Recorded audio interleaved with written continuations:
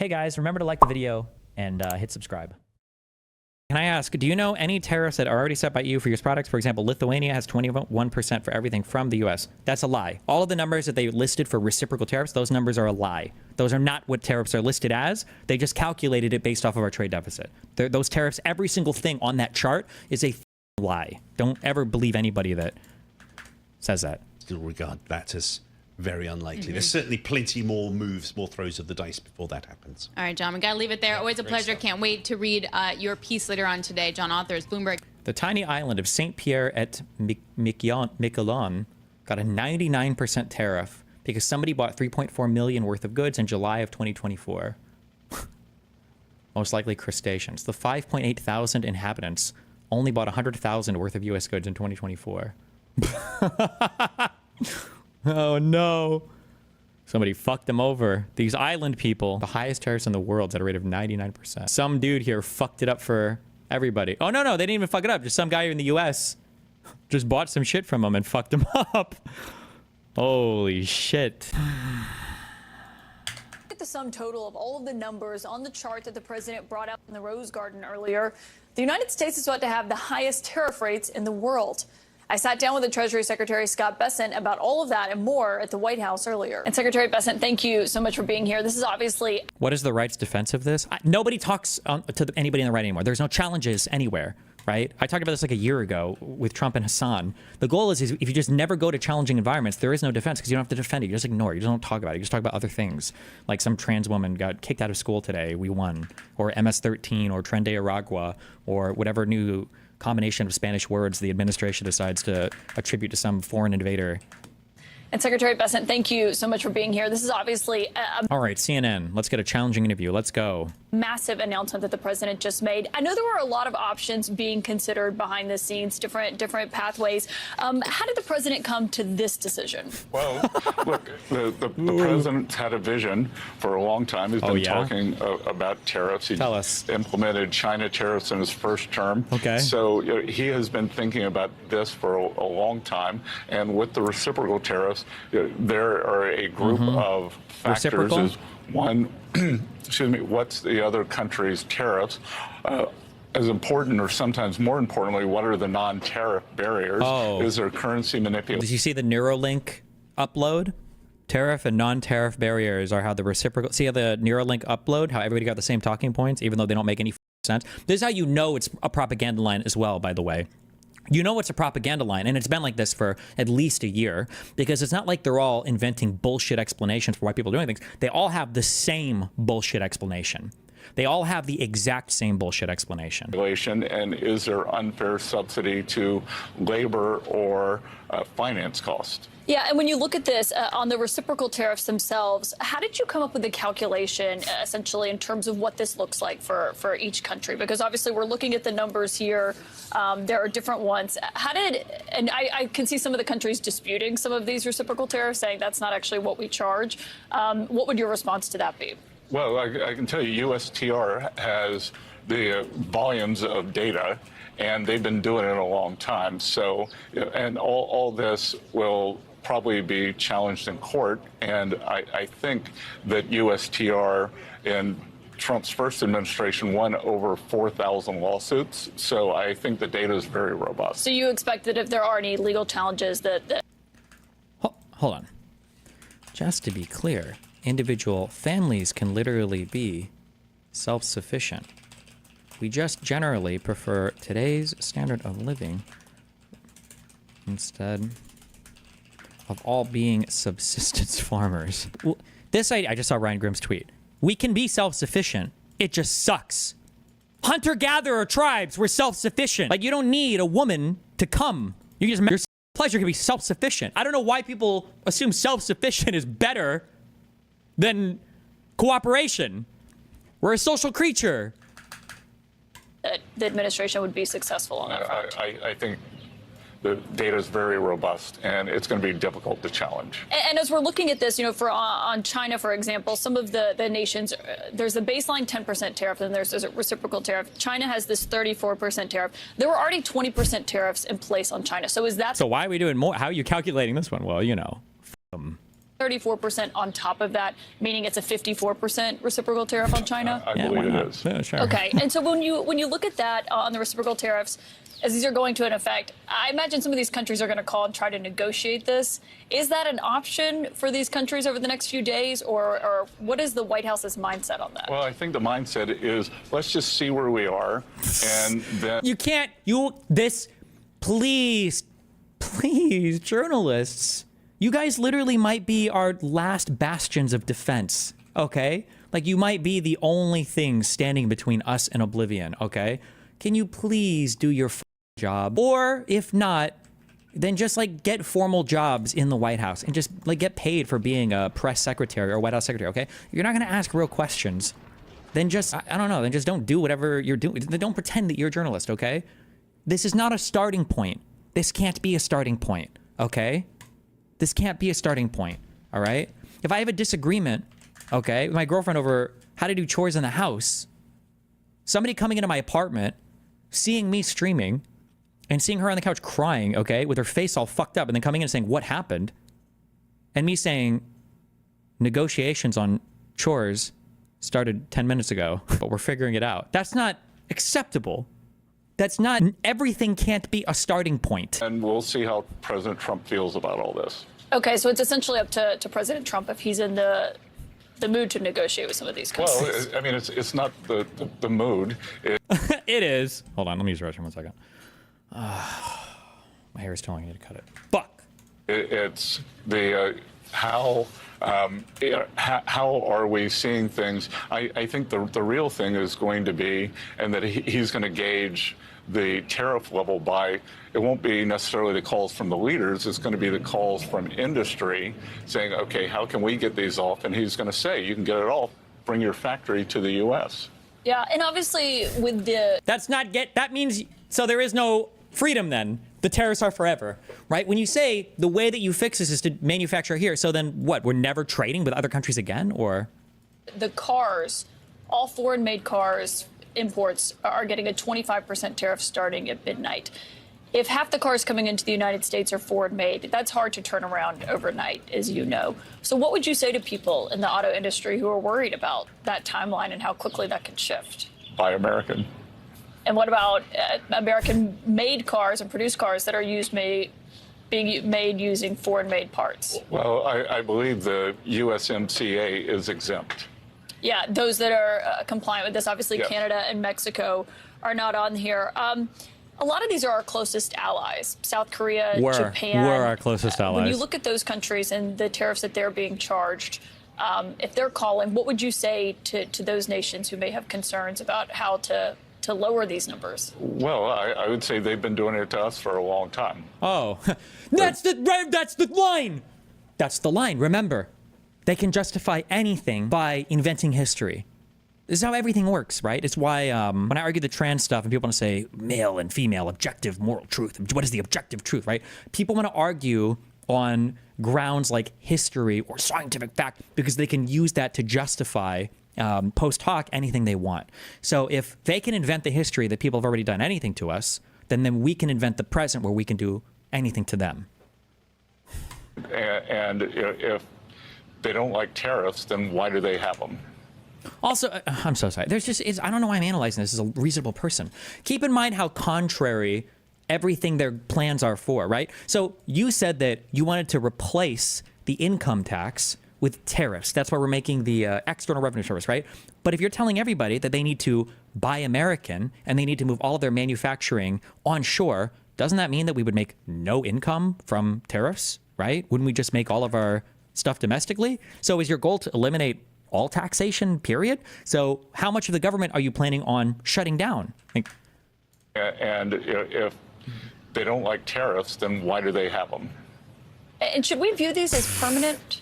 Like, you shouldn't let that stand. They don't have, you should correct that for the viewers because he's getting to does this guy look like Jeb Bush a little bit? He does a little bit. Like, you should ask or clarify for the viewers just to be sure, or just to be clear, these people don't have these tariffs on us. That's a lie, right? You should clarify that. That, again, I think we're going to wait and see how this plays out.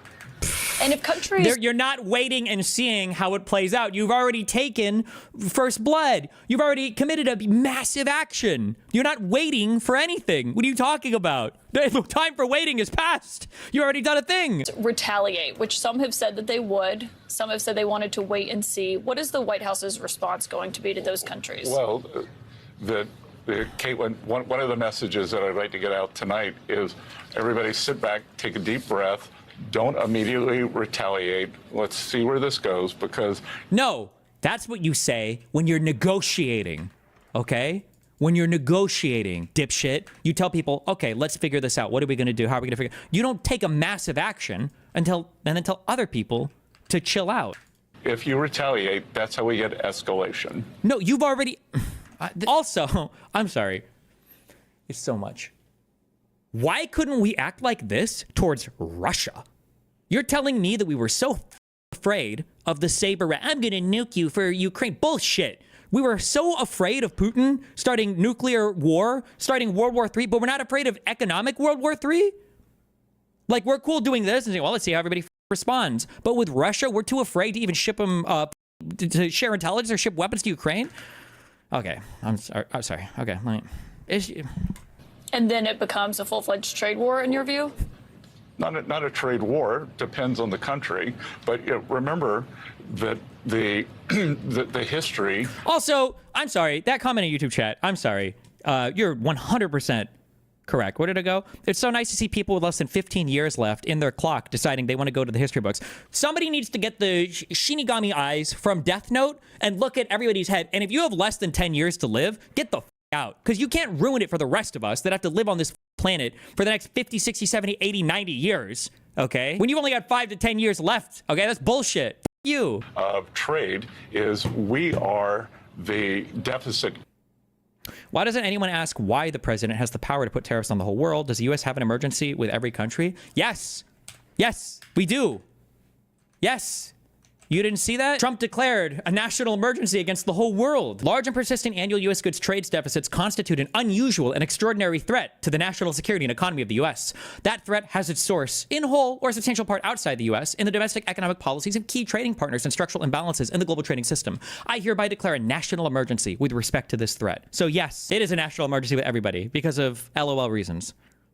Is he still using his emergency powers through these tariffs? Yes, that's what we just read. Yes, these are all emergency powers. The penguin people are screwing us over on trade. The history of trade is we are the deficit country. The deficit country has an advantage. They are the surplus countries. The surplus countries traditionally always lose any kind of a trade escalation. So I did, as a student of economic history or a professor of economic history, I advise against it. So you're essentially saying that they should not retaliate? I would say that doing anything rash would be unwise. And on the 10% of all imports across the board, that's that baseline on all countries. You know, you've said before that that tariffs should be used strategically. What is the strategy in that? What is the ultimate end game for that? No, I'd said that that's one use of the tariffs. You know, go back all the way to Alexander Hamilton. Alexander Hamilton used them to raise revenue. He used them to protect industry. And President Trump has added the third leg of the stool, which is strategic. So, you know, if we are thinking about...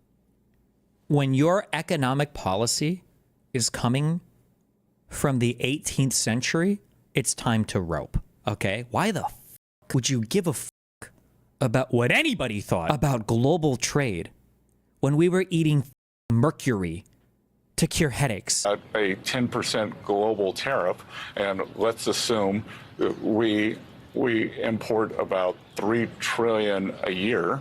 So that's 300 billion, and that's a substantial revenue raise. Oh, the elasticity of goods and services, which by the way, they even had higher in their bullshit formula, is zero. No. Yes.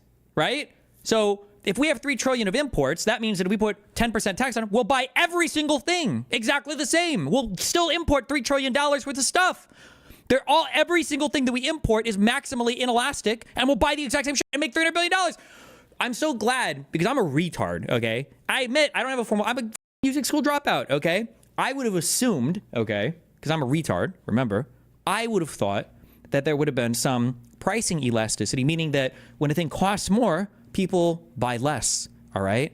I thought it was called the supply-demand curve. I didn't know it was just a horizontal line on everything. So we'll just buy the exact same amount no matter what, despite the fact that he's telling everybody to bring everything domestic. So everybody's going to move their stuff domestically, and you're going to put huge tariffs on the whole world economy, but somehow we're going to import the exact same amount of stuff. Do you understand how retarded this is? How even ignoring how stupid exogenously what they're saying is, right? That there are so many dumb assumptions baked into this. Even ignoring that, their internal system doesn't even work. How are we going to raise any money on imports if you're telling everybody to manufacture domestic and buy American? Okay, I'm done. Sorry. We're never going to. Okay. Okay. Just. We're thinking about a 10% global tariff. And if we are thinking about a 10% global. Also, I'm sorry. This is my last thing. I'm sorry. I'm so sorry. They know this is stupid because you know what else is stupid? A wealth tax. But when you talk about wealth taxes with these guys, what happens if you do just a 1% wealth? Oh, well, hold on. If you start doing a wealth tax, people are going to figure out sophisticated ways of tax allocation and of moving and sheltering, not only through tax avoidance, but maybe even tax evasion in ways that the IRS can't catch. And there's going to be capital flight from the United States. There's going to be all these. Oh, okay, whoa. Can't touch any billionaire money. Can't touch the money for all the rich people. Okay.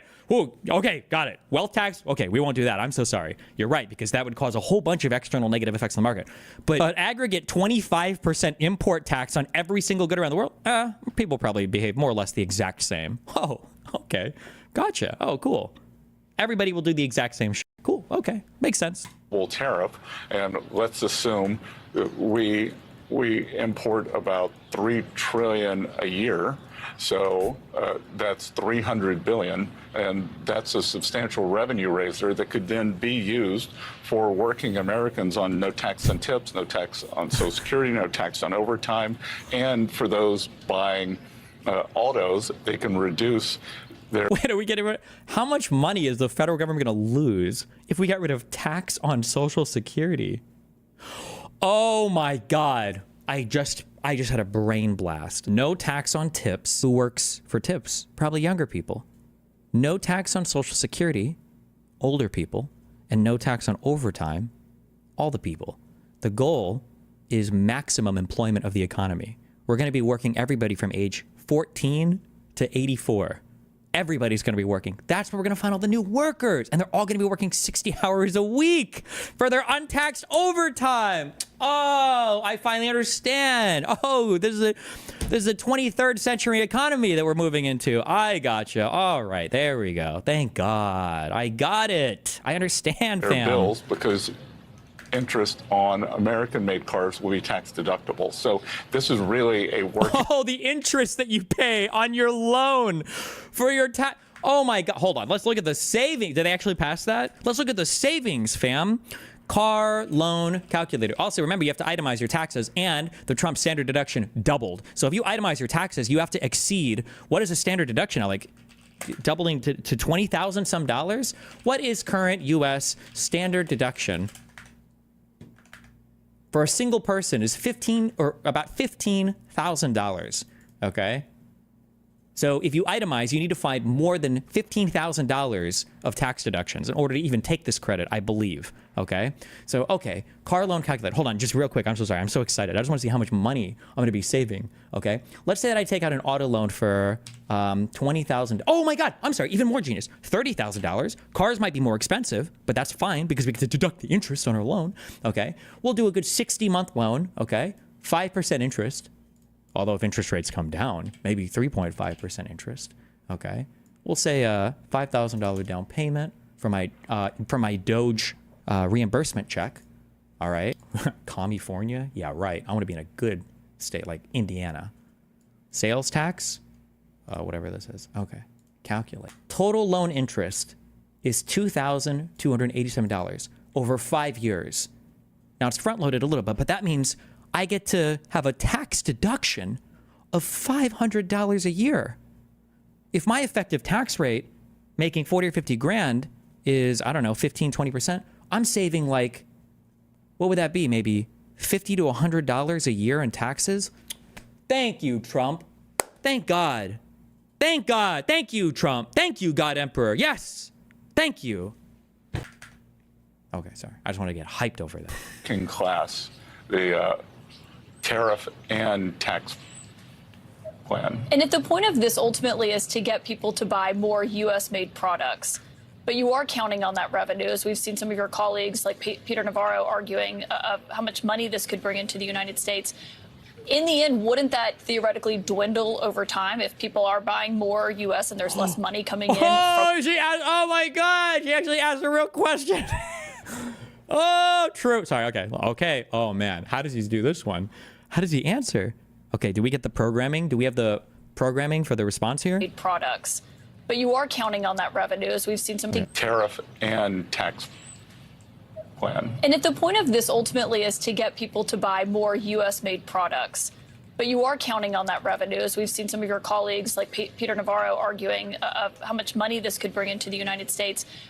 In the end, wouldn't that theoretically dwindle over time if people are buying more U.S. and there's less money coming in from what's being imported into the United States? Yeah, that's a great question. And that's why in the past I've called tariff policy done properly is a shrinking ice cube, because what will happen, we will start out with high tariff income, but then as the factories come to the U.S., we will have more business income and we'll have more paycheck income because American workers will be earning. So you would see it's a rebalancing. That's very fine-tuned tariff policy. You're talking about not slowly melting an ice cube. You're talking about setting off an atomic bomb inside of a freezer ice tray. So we rebalance away from tariffs to more domestic income. But the idea that it would put a dent in the national debt then would seem not to be likely, right? Correct. Thank you. I should know the name of this host because we watch her quite a bit. Caitlin Collins. Is she a host or just an anchor? I don't know what the difference is on these. Well, not at all, because for right now, seem not to domestic income. But the idea that it would put a dent in the national debt then would seem not to bullshit, to right? be likely, That's right? kind of fucking retarded, right? Not at all, because for right now, we have the income that we have, and we will be adding tariff income to that. So. These are my Ivy League educated people. What? What's happening here, guys? What are these answers? I take back what I said. Everything I said before about going to college or whatever, all the people were right. It is a waste of time. Imagine being a loser who wastes his money on a college education when you could just be like this guy. You really are a moron if you've ever listened to Destiny talk about the importance of going to school, because holy when we get CBO scoring, the CBO scoring is not going to include any tariff income. It's not going to include any. So this is all going to be extra. So we're at this, that the other T, other than tariffs, is tax. And from here, I'll be spending most of my time on the tax deal. And we're in this strange betwixt and between on the tax deal, because there will be substantial tariff income. There will be substantial cost. Wait, what did he want to say? Tax income? But I don't think they're allowed to say that, right? Because they're like anti-tax guys, right? Do you think he was about to say that? Savings. There will be substantial tariff income. There will be substantial cost savings, and we're not going to get credit for either of those. Cost savings? If there is substantial tariff income, the implication is that people are paying an additional tax to buy the same shit they bought before. Where the is the cost saving at? What the are you talking about? Where is the cost? Please, just, if that was her next question, I'll donate $500 to her Patreon, okay? Please ask. Oh, I'm sorry, I don't understand. And also, they should do this, and women can do this really well just because of, it's kind of a sexist thing, but I feel like the ability to, no, actually men do it well too, because Ethan was doing it with Hassan.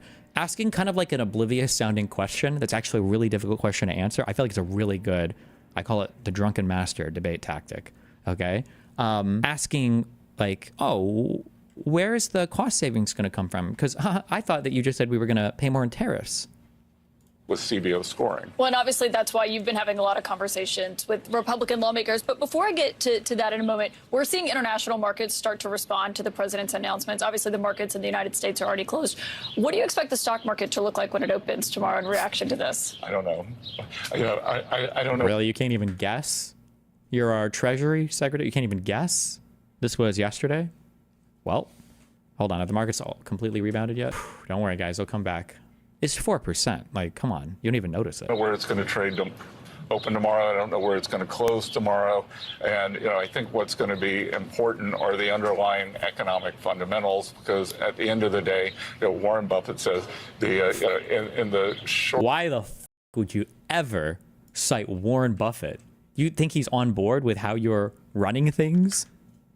Because at the end of the day, Warren Buffett says in the short run, the market's a voting machine. In the long run, it's a weighing machine. Well, and we've heard some of the allies of this White House say there will be some short-term pain for Americans. I think regular people watching may say, how do you define short-term? What does that look like for me and for my bottom line? What would you say to them? Well, again, I think there are two things there to unpack, Caitlin. One is on what we were doing on government spending. So we were bringing down government jobs, we're bringing down government borrowing. So this didn't you ask to raise the debt ceiling by like another $4 trillion though? I thought the Republicans did that. So you haven't completely gotten rid of the deficit, right? When are we getting a new budget, by the way, so that we can even keep track of where the deficit is? Any idea? Unsustainable level of government stimulus is stopping. And then on the other side, private sector jobs and private sector borrowing will take over. Those may not be perfectly matched, but we did see an increase of 10,000 manufacturing jobs last month. Oh, 10,000 manufacturing jobs. Those are going to save. Thank you. Thank you. On the other side, when you think about especially for working Americans, could we get a price adjustment due to the tariff? Maybe, maybe not. Walmart CEO seems intent on making China or his suppliers in China eat all the tariffs. So Walmart, biggest retailer in America, 40 million people a week go in there. So yeah, Walmart's going to get. How does that even make sense? What did he say? Professor of economics? Where the did this guy teach at? Trump University? They're taking down my building. They're lobbying for supplier price cuts. Walmart CEO says customers feel frustration and pain over food prices ahead of new tariffs. They are trying to pressure their suppliers, but there's only so much pressure. If a person can't make money selling a thing, they're just not going to sell the thing. I mean, what are you going to do? And then on the other side, once the tax bill gets through, then we will see the decrease for working Americans. So that's why part of what I've been doing up on the Hill is pushing the House, pushing the Senate. Yeah, how's that going? They don't need much pushing, because I think the most undertold story in Washington these days is the level of Republican unity. Yeah, well, on that front, and we'll see what Republicans do and how that looks. Obviously, that's the president's ambitious agenda. But on, the argument of short-term pain, long-term gain, which it seems what you're arguing about the long-term, what this will look like, prices will go up for Americans in the short term, right? They could. They don't have to. And that's if they don't have to, you're arguing if. How could prices not go up if the whole goal of the tariff is to make things cost more so that domestic manufacturing can be competitive? If prices don't go up, wouldn't that mean nobody's onshoring manufacturing? Isn't that what that means? Businesses do not pass those on to those consumers. Well, in the President Trump's first administration, prices didn't go up. So in his first administration, he put a 40% tariff on the entire world. What is this argument? Hello? Why would you even cite that? My grandma has terminal brain cancer. It's spread everywhere through her body. They said she has 6 months left. Do you think she'll make it? Well, your grandma didn't die in Trump's first term, right? Why would she die in the second one? President Trump's first administration, prices didn't go up, so the businesses don't have to pass them on, or the producers in the other countries can. Oh, and the businesses that didn't go to business that were impacted by tariffs last time, by the way, they were negatively impacted. And for some people, they did go out of business. I think steel was hurt. And other people that didn't go to business because the United States bailed them out, like soybean farmers. So. And eat the tariffs. And traditionally, the dollar adjusts. So it's a very complicated calculus to see where we end up. Yeah, and of course, these are much broader than the ones in the first term. The president was making the argument in the Rose Garden about what economists predicted then and what this looks like now. But on what you mentioned on what the president promised on the campaign trail, whether it comes to no taxes on tips or Social Security, do you envision this in a large way helping pay for that? Because sometimes that's a criticism from vision on the campaign trail. Economists predicted then and what this looks like. Calculus to see where we end up. Yeah, and of course, these are much broader than the ones in the first term. The president was making the argument in the Rose Garden about what economists predicted then and what this looks like now. But on what you mentioned on what the president promised on the campaign trail, whether it comes to no taxes on tips or Social Security, do you envision this in a large way helping pay for that? Because sometimes that's a criticism from critics of this White House, saying that he's just using these tariffs to pay for the extension of those tax cuts. Well, for the extension of the tax cuts or the new no tax on tips, no tax on Social Security, no tax on overtime and auto deductibility. And look, what's wrong with that? That if I made the wrong thing. Asteroid collectors, fam. Oh my God, I'm so stupid. If we take the 10% ring around the globe tariff, that if there's a currency appreciation, if the producers eat a portion of it, and then there's a slight price adjustment on the globe tariff, that if there's a currency appreciation, if the producers... currency is depreciating. Why would this cause a currency appreciation? Eat a portion of it, and then there's a slight price adjustment. On the other side, you have all four of those things happening for working Americans. Oh, so we just need to buy the same amount of shit, have other people eat the costs of these import taxes, have our currency magically appreciate in value against the rest of the world. Oh, okay. At the end of the day, we could imagine that their real after-tax purchasing power has substantially increased. And we'll see what that looks like. But on just this overall, you're coming into this. Some people say, most Americans, I feel pretty good about where the economy was when President Trump took office. We saw the stock market rally. Do you have any concerns that this announcement will put that in jeopardy for Americans? Well, first of all, Caitlin, I would back up because Whoa, on the campaign trail, and for the previous year, I called it the steroid economy. It looks great on the outside, you're kind of big, muscular in this, but on the inside, it's killing your internal organs. And what was happening was we were heading for a financial crisis. We were at 6.7% deficit. Thank God we avoided that. Thank God we avoided the financial crisis. Woo! To GDP, which we've never had when we weren't at war, weren't in a recession, and no matter what, we were going to have to put the brakes on that. So that as we bring that down, I'm feeling pretty good about averting the crisis and getting to the other side of this. Mm-hmm. Secretary Bessent, thank you so much for your time. Good to see you. It's just retard speak. The dumb leading the dumb. I have two questions. One on a follow-up on something you just said. But since we have these messages released, and you said that the president has now... Did we watch this full press conference? There's a back and forth. ...personally reviewed them. At the chat, at one point, Pete Hegseth wrote 14-15 strike drones on target, and in all caps, he said, "This is when the first bombs will definitely drop." Does the president feel that he was misled by his national security advisors, whoever it was that told him there was no classified information in there, now that he's seen these messages? I've now been asked and answered this question 3 times by the both of... Oh, yeah, we did. Okay. Tell us about your reaction to Luigi Mangione. I was reading up, Oh, don't care. Bill Slow. Detroit, April 3rd, Reuters. Stellantis, Nevada, maker of Ram trucks and Jeeps, said on Thursday it was temporarily laying off 900 workers at 5 U.S. facilities after President Donald Trump's tariffs were announced. Based. What? that perhaps you've been supportive of what he did. What is your take on that? If you were reading up, I don't think you read up on it. Because I said what I felt about it, and I said what a lot of people said. Some people took it that way. So could you clarify what you think? No, I'm not going to just have some controversial moment so you can get clicks. I'm not doing that. I'm here for Conan. I'm not doing all of this. What are you going to bring up next? The Middle East? I went to summer school 3 out of 4 years in high school. I'm not qualified to talk about this. I was just. What do you think about global warming? You said about Elon that he was ruining Earth. I saw on The View. You're critical of him. What do you think of all the boycotts, like even the violence? I don't watch the news. I don't watch the news. I have no idea what's going on. I watch Instagram.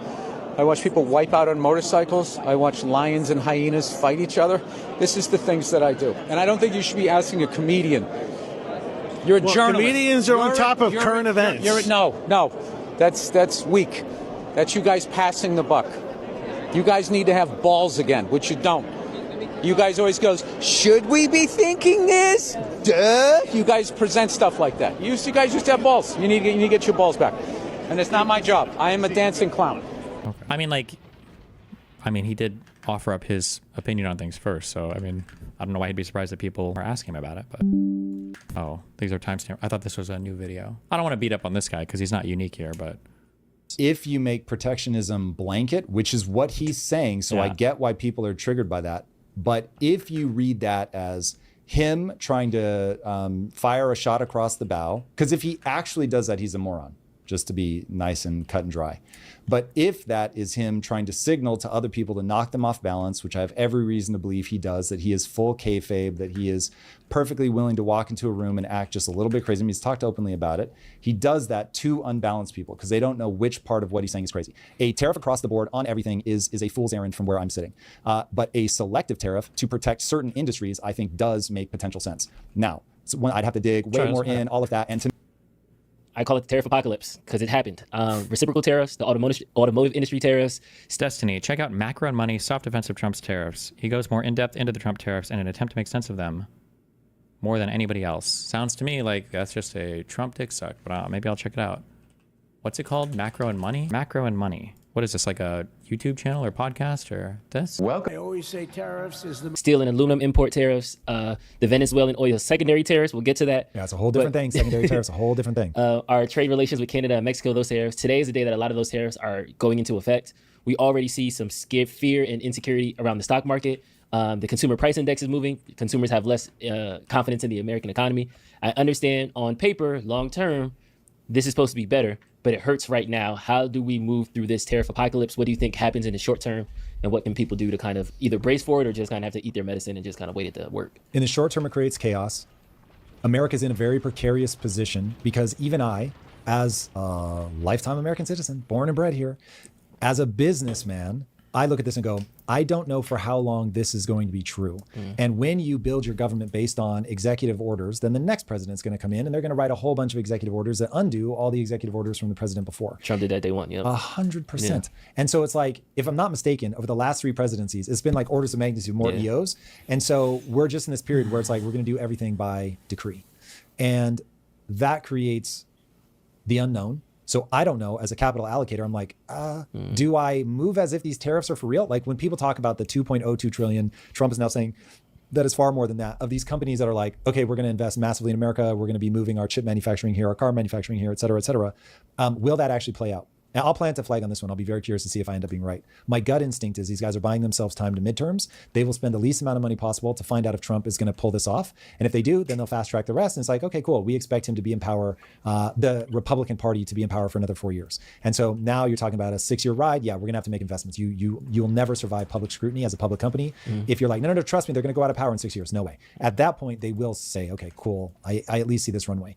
But that's my instinct, that they're going to buy themselves time. And if we are in a recession at the time of the midterms, it will flip. This will go Democrat.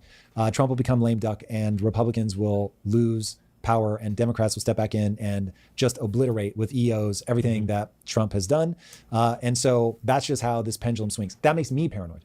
Okay. I've lived here my whole life. So I can only imagine, and I don't have shit that like struggles with tariffs. We're a media company. So it's like, we make everything right here. And even I'm like, oh, well, I don't know. So the short term is all insecurity, the unknown, paranoia, turbulence in the markets. Long term, if he can pull it off, it onshores manufacturing. It begins to reignite the middle American male in a belief in himself that he can do something, build something, create something, use his hands. I always caveat, AI could just make all of this a moot point. But you have to debate right now in the world where people just cannot imagine what the future is actually going to be like. And so they're all acting as if AI isn't going to just totally change this anyway. So I'll keep my arguments at that level. But I think that is necessary given that we are in a Cold War with China. And so people have to put it into that global context because that is, as far as I can tell, precisely what's driving Bessent, Lutnick, Trump, Elon, like all of them understand this moment at a global level in the way that I don't think most of us on a day-to-day level think about. These guys have made more money off of understanding global markets than anybody. So they get it. Like they get especially Besant, understands how global macroeconomics works.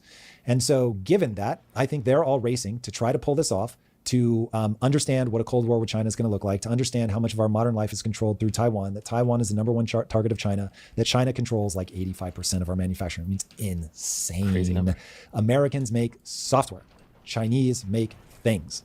So it is a very important game to understand all of that and to recognize that we have to bring some of this back. And so it is a game I think we have to play. You can't just accept defeat. You can't just say, well, China now controls everything. And I guess when they decide that they're not going to give us any more, like for us, I think about this a lot with Israel and Gaza, Palestine. It's like, bro, you can't let people control your water, your power. I expect people to hate this take, but this is self-evident to me. I don't give a if I'm under an apartheid regime or not. If you're sending me $1 billion in aid, I don't build my military capabilities until I can take care of my water and power. So I'm going to make sure that I'm getting as close to 100% on my own 2 feet as humanly possible. And that would be my pitch to Americans. Just to be clear, no offense to you guys in God's chosen land of milk and honey. There is no milk and honey in Israel. That territory is dog shit. Israel exclusively survives on their culture and the trade that they do with other countries. What the f do you think they do in Israel? Do you think they're huge producers of energy and massive, swaths of natural resources from the rich lands of the Middle East? Not the Middle East, but specifically where they live. Yeah, but hey, we are not on our own 2 feet from a manufacturing standpoint. China has got you, man, by the short and curlies, as they used to say. And so us pretending that that isn't the case, or us intentionally blinding ourselves, I don't know. But that's where I'm like, kids, don't you hope Trump is right? Like, you've got to onshore some of this. I'm not saying all of it. Where is the future? Like, it's in AI and it's in software. It's in cyberspace. That's a term we used in the 90s. Like which countries are destroying the United States because they could produce and manufacture textiles? This. You've got to onshore some of it. Anyway, I would listen to Besant. I would listen to Letnick far more closely than I listen to Trump. He does so much chaos in his speaking in a way that those two are very clear, very cogent. You can track the internal logic. We're going to find $1 trillion in deficit with Doge. Sorry, we're going to find $1 trillion in deficit spending with Doge. Are we? And then we're going to find $1 trillion in additional revenue from things like tariffs, things like Trump's gold card. We're going to balance the budget. And then we're going to deregulate. We're going to unlock the economy. We're going to get to, say, 4 or 5% GDP growth. Yeah. And now all of a sudden, everybody's feeling good. If they do that by the midterms, dude, you got another 4 years on top of this. So it's just a question of, given the complexities of global markets, can they? Yeah. I don't know.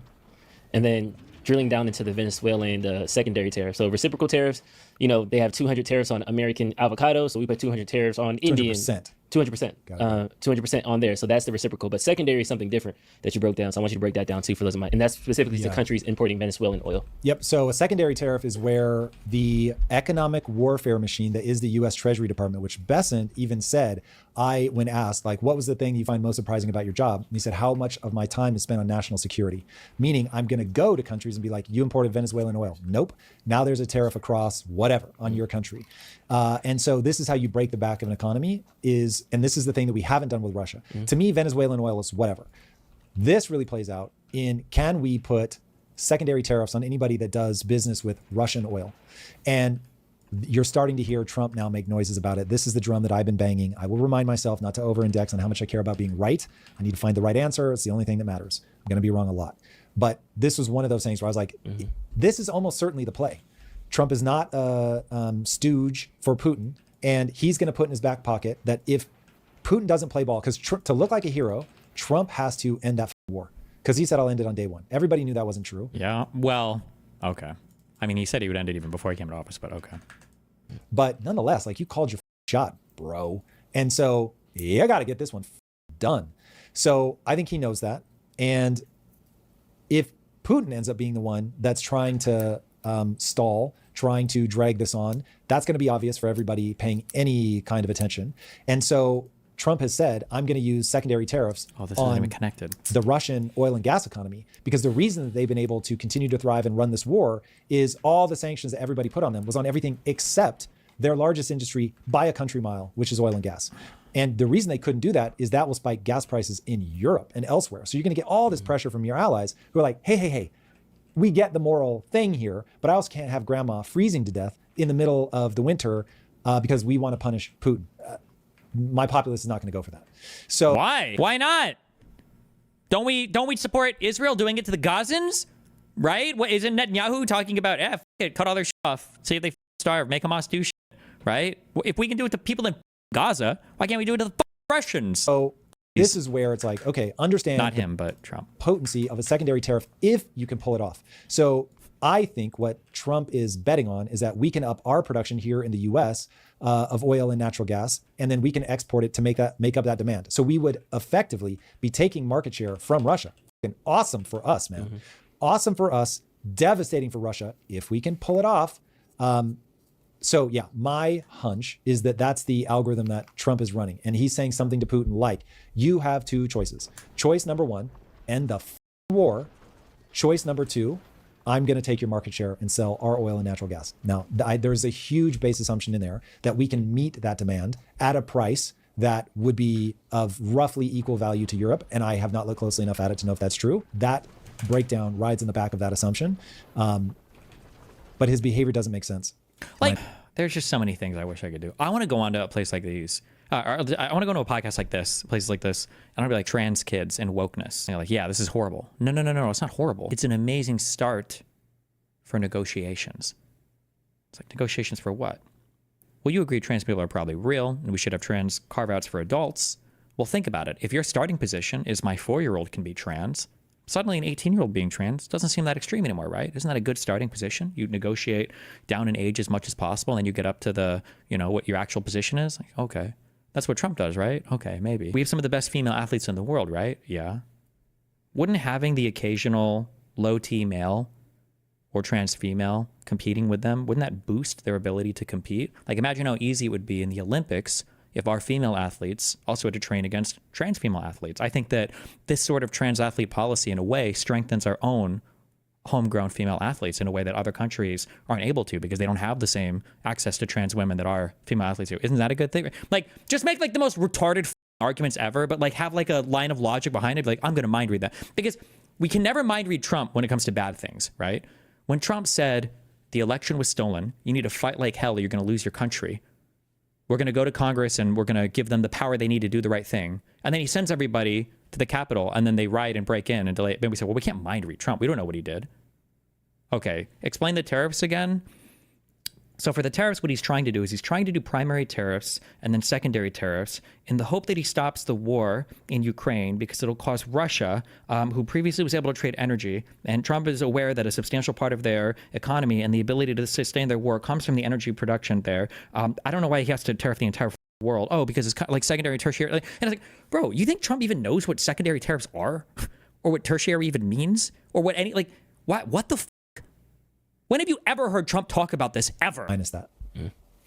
And we see some, you said macroeconomics earlier. So in other international news, China, Japan, and South Korea have agreed to closely cooperate in response to these. The centrist and MAGA supports celebrating this reminds me so much of the energy right before the Iraq invasion. Retards hyping retards into a retard situation. True. U.S. tariff. So we're already seeing other countries saying, okay, this is happening, so now we need to kind of rethink our business deals and our trade deals. Not just countries saying it. It's one thing if Germany and France and Italy, who, hey, they had their moment 80 years ago in World War II, but since then they have not been bitter rivals. When I say China, Japan, and South Korea hate each other, I mean hate in like all capital letters. Okay, I could be totally wrong, and I totally admit it's just based on the limited experiences that I've had being in Taiwan and being in South Korea. But I asked people there, because like I learned as an American, oh my God, World War II, that was some crazy shit, blah, blah, blah. For almost everybody that I spoke to, everybody said that the people that they don't like the most, I think they just said were, it was South Koreans, because they felt like they were the most stuck up when they traveled to other countries. But like people in Taiwan and Japan seem to be fine. And at the end of the day, like people don't care that much. Now, maybe there are other people in these countries, older people, maybe that feel a lot differently. I don't know. I just don't have access to those people, and I don't see them on the internet much. But is it true that these Asian countries hate each other like so fundamentally? I feel like a lot of the conflict just comes from like North Korea and China, like North Korea testing nuclear weapons or ballistic missiles or ICBMs. I don't know if they've gotten up to the I yet.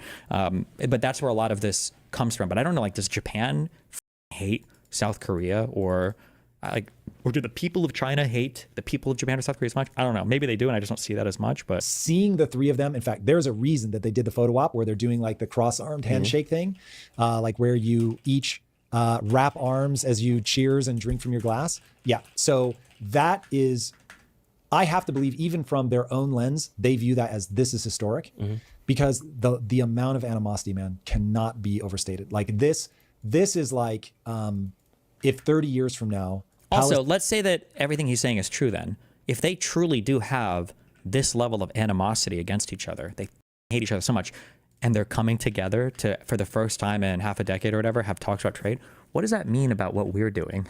How does that bode for us if everything you're saying is true? Palestinians and Israelis were holding hands and doing a trade deal, you'd be like, whoa, those guys used to be bitter rivals. And now they're shaking hands. I have a conspiracy theory. I think that this could be the start of like a rising empire, because I think if China as the head, Japan and South Korea kind of fall in as the equivalent to our Mexico and our Canada, to their China, that can be like a dynasty in Asia that I think can essentially take over the world, because they're already, each of them individually already are cutting edge in so many different industries that you just scale that with China's manufacturing and you can take over practically. Like, here's the thing, that isn't a conspiracy theory.